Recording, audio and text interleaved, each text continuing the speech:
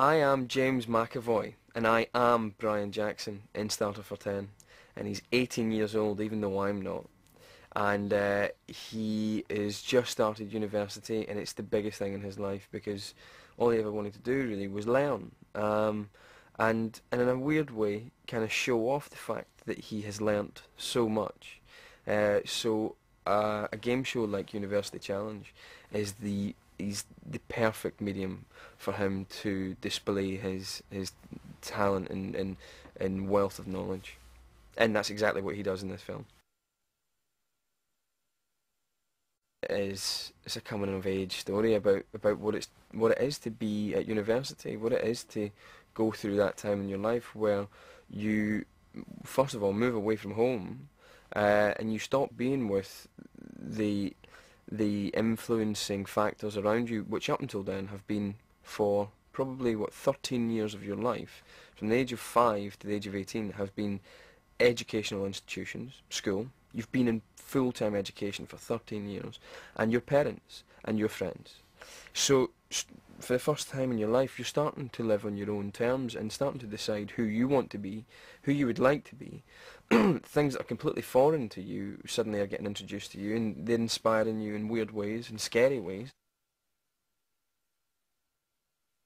Working with two such great actresses has been really, really weird because they're very different and they're both very, very strong, and very talented and gifted. And just the way that you work with different people is striking. But to have two such strong love stories in one film, with the one man figure in it, it's really interesting because every day is totally different. You don't get into a rut with one actor, or you know what I mean. It's constantly mixed up, and then when they come together, and the few scenes that they're together, it gets really interesting. The energy all goes out the window, and it's like first day on the shoot, and it's a whole new thing. It's great, really good. Mark Gatiss as Bamba Gascoigne is a doppelganger.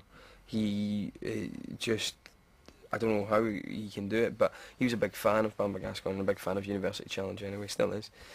So to get to play Bamba, I think must have been a big, big thrill for him. But the wig that he wears is fantastic. But it's everything. It's everything in the wee bits of he gets the wrong answer. He just slides back and no, that's the wrong answer.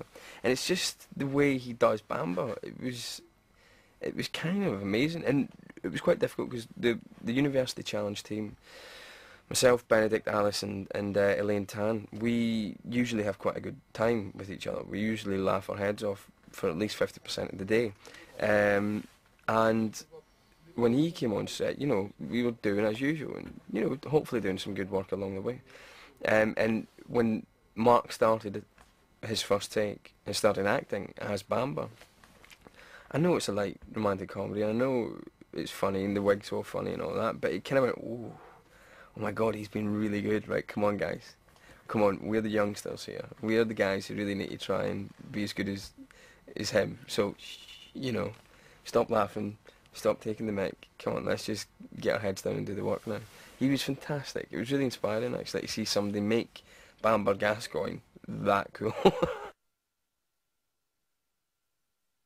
I've watched University Challenge quite a few times. I've watched it more, but not really in '85. I watched the final for '85, but that's all I watched. What strikes me is that in the '80s, probably the early '90s as well, people were less confident. Now you get someone going on University Challenge, they're all sitting like this, and it's all like yeah, yeah, yeah, yeah, yeah, and it's like they can speak in sound bites, Whereas in the '85 final, it was very much, and I am Brian Jackson. I'm reading from Gloucestershire, and I'm reading engineering. And it was all like, you know what I mean? They were like mortified to be on television, which is brilliant because we live in a different age now. We live in an age where you can put a camera on a passing child of 10 and he can reel you off a monologue, or sing you a song, or be very funny, or do a handstand. Or, do you know what I mean? It's a different time, really. So that was the biggest thing that I took away from watching the tapes of University Challenge in '85, as opposed to watching it now with good old Jeremy Paxman. Just the level of fear involved in being on television.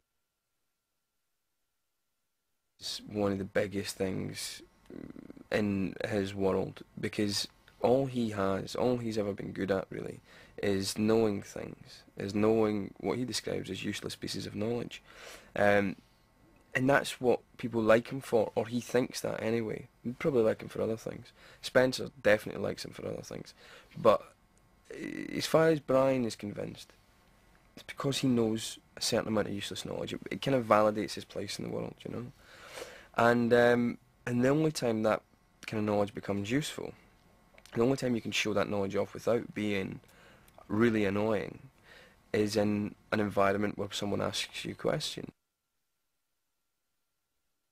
I think there's something in this film, something about the way that David Nichols writes, that is very much in hindsight. You know, it's a lot to do about how he remembers how he was at university. A lot of the people who know David have said to me, he wasn't like Brian at university. As much as he says he was, he wasn't. He wasn't that much of a geek, he wasn't that much of a nerd. But in hindsight, in later years, things change, you know what I mean? And I think that people who were at university in the 80s, or at the 70s, or 60s, whenever you were at university, or the 90s, people who were at university maybe a decade or two ago, and have moved on since then, I think they'll get this film a lot. The things that first attracted me to this script were the fact that I'd always wanted to be in a romantic comedy. As sad as that is to admit as a serious actor, I've always wanted to be in a romantic comedy. I like falling over a lot, and I get to do a lot of falling over in this script. I like really good bass comedy, and there's a lot of bass comedy. I like really good wordplay, and there's a lot of really good wordplay. And I like romance when it's done well, and it's not too obvious. James McAvoy is fantastic. He's the only actor I can imagine pulling off this part this well. It requires a certain mix of charm and brilliant acting and great comic timing, and he's got it all. And I think we're very lucky to have got him. Working with him is wonderful. He's full of ideas, which is fun, which is hard work for a director sometimes, but I love it because, you know, it's a big creative contribution.